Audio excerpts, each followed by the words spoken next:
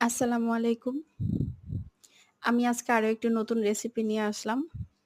আজকের রেসিপি হলো mango milk pudding. পাকা আম থাকতে, থাকতেই রেসিপিটা বানিয়ে ফেলুন। খেতে কিন্তু অনেক মজা। আমের সিজনটা প্রায় শেষ হয়ে যাইতেছে। তো আমি ১ম এ ২ টা পাকা আম নিলাম।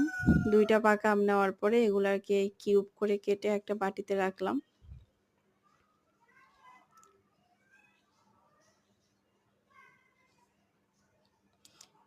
সবগুলা আম যখন কাটা হবে, তারপরে আমি একটা পাতিলে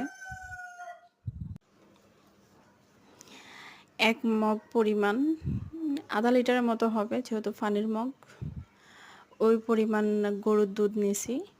সাথে ২ টেবিল চামচ চিনি দিছি আর হচ্ছে আগার-আগার। এটাই হচ্ছে মেইন। এটা থাকলেই যেকোনো কিছু জমানো যায়, যেকোনো পুডিং ইজিলি বানানো যায়। তো আমি আগার-আগারটা ১ চা চামচ দিয়েছি যেহেতু এটা বেশি দেওয়ার দরকার নেই, অল্পতেই জমে যায়। তো এটা দিয়ে একটু নাড়াচাড়া করে তারপর সাইডে রাখছি। সাইডে রেখে আমি একটা কেকের মোল্ড নিছি। নিয়ে ওইটাতে কিউব করে যে আমগুলা কাটছিলাম ওই আমগুলা দিয়ে দিছি। দিয়ে আমের ইয়াগুলা রেডি করে রাখছি। আর এর ফাঁকে আমি যে দুধটা রেডি করছিলাম চিনি আর আগার-আগার দিয়ে ওই দুধটাকে একটু ফুটিয়ে নিব। অত বেশি জাল করার দরকার নাই।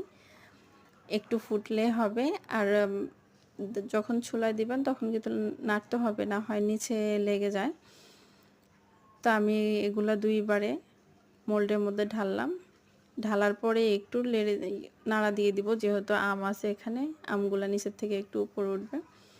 নাড়া দিয়ে তারপরে আমি এটা ফ্রিজে রেখে দিব। বেশি দেরি করা যাবে না। যত তাড়াতাড়ি ঠান্ডা পাবে তত তাড়াতাড়ি এটা জমে যাবে। তো এটা আমি ফ্রিজে রেখে দিয়েছিলাম ৩ ঘন্টার জন্য। ৩ ঘন্টা পর আবার এটা নামালাম। দেখেন কি সুন্দর জমে গেছে, একদম পারফেক্ট। আমি একটা ছোট নাইফ দিয়ে এটাকে ২ সাইডের থেকে একটু ছাড়িয়ে নিলাম। ছাড়িয়ে তারপরে প্লেটে ঢালবো।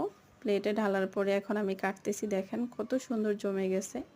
খেতেও কিন্তু অনেক মজা। যারা শুধু দুধ খেতে না চায়, আবার অনেকে আছে আম খেতে ভালো লাগে না, তারা এইভাবে বানিয়ে খেতে পারেন। অনেক মজা। ভালো লাগলে ভিডিওটি সাবস্ক্রাইব